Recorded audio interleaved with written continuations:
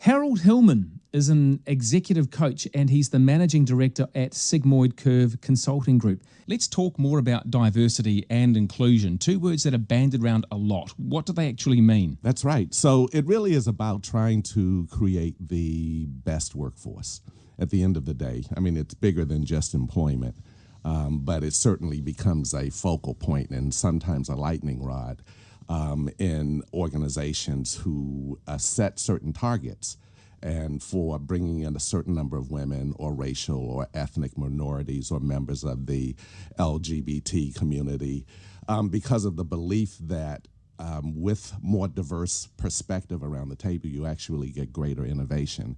And there's a direct correlation between companies that do innovation well and bottom line performance. Mm-hmm. Back in the 70s or so, I considered myself to be in the first class, sort of the freshman class of affirmative action back in the States, where there was a targeted focus initially with universities, just trying to lift kids who had grown up in what we call in New Zealand lower decile schools, to bring them into universities. The idea being that unless you short circuit the cycle of lower education, lower socioeconomic status.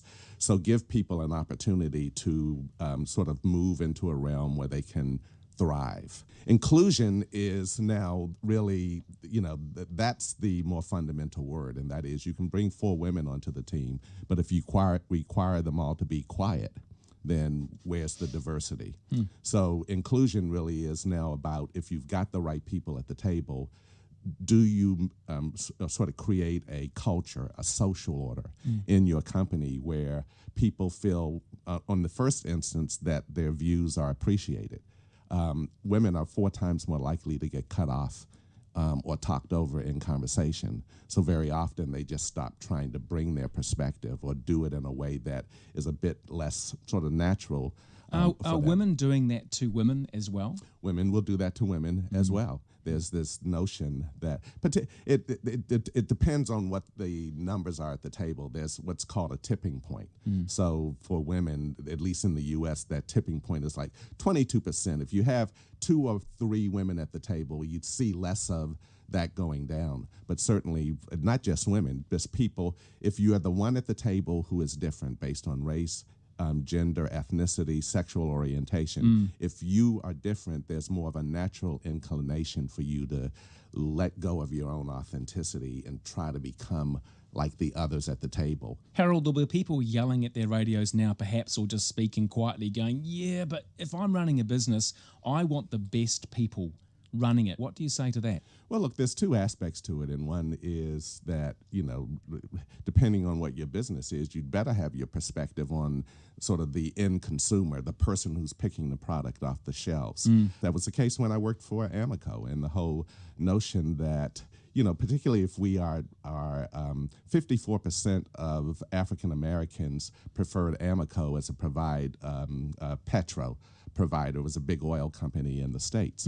54% of a huge minority population, and not one single African American sitting on the leadership team in terms of how best to speak to those folks.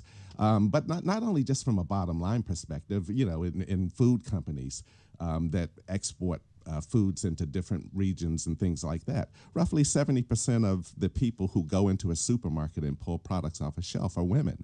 So it probably would help at the conception component of a product going to market to have a woman there. So diversity, the word itself once stood alone. The word inclusion now goes side by side with it. That's right. What led to diversity and inclusion being paired together as one? We realized that without inclusion, it was just a numbers game. And if you weren't across the culture that you were asking people to join, to make sure that people really feel valued and appreciated. I don't like to think of diversity and inclusion as an initiative that sits off to the side.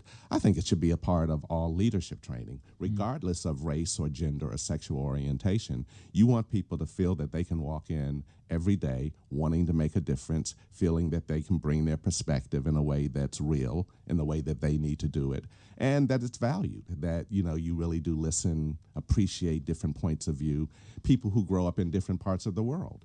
They just bring different perspective. And if we require everyone to think like we do, whoever the majority is, and you begin to just sort of stifle and suppress just perspective that other people can bring, there's little innovation. And again, there's a direct correlation between innovation and performance. Yeah, how boring too to have everybody thinking the same.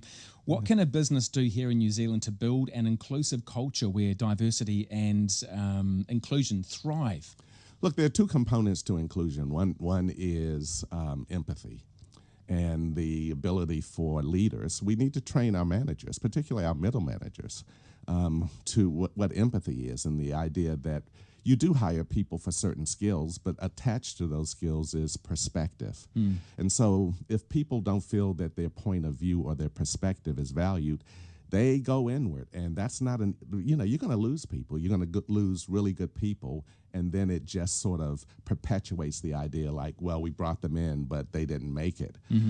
No, the idea is for people to be fully engaged at work, not just people who are minorities at the table, but for everyone. Inclusion is about making people feel valued for the reasons that you hired them, so that they can feel that they're a big part of it, that they have co-ownership in it, as opposed to just being there for the dressing. How did your experience of growing up gay and black in America impact on your resilience and ability to navigate your own career? I was 15 years old in 1970. So that was right at the height of, particularly in the States, African Americans beginning to break more into the middle class. I was the first in my family to go to university. I felt the pressure. There were 5 black students at my university. What? And we all came in the same year. They brought us in, made a concerted effort because they wanted to increase the minority population. Which state was that, Harold? That was in Pennsylvania. I grew up in Washington, D.C., but I went to school at Muhlenberg College in Allentown, Pennsylvania. And that particular year, they wanted to bring more minority students onto campus, and they brought 5 black students in. But they didn't focus on the inclusion. It was just sort of bring you in. All of a sudden, I went from a completely black world to a completely white world. And there was nothing in place to actually help me sort of understand the psychological adjustment required there. I was more open around, I couldn't hide my race, but I chose to hide my sexual orientation. I knew I was gay when I was a teenager, but being gay was even caused even more consternation and anger, and just, the people really, particularly with that religious strain that's really predominant often in parts of the U.S., you don't feel safe. So I had to, around my own resilience, get to the point where I backed myself more, realized that in the roles that I was in, I was going to always be sort of the minority, if you would, and just paid a lot of attention to how to have impact and push through sometimes the pressure that you would feel to just be like us. When I came out in the corporate world in my early 40s, my first manager in the corporate space said to me, that doesn't mean you're going to start wearing dresses to work, does it? Oh my God. Really? And that was a member of the executive table.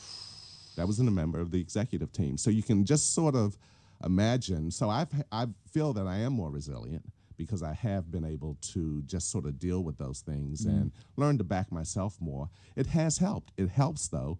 I've been fortunate to work on great teams where the leaders made it possible for me to fit in without compromising who I was. Fascinating stuff. We could go on forever, but Harold, we can't. Harold Hillman, our executive coach, will catch up with you again next week on Weekend Life. Thank you, Roman.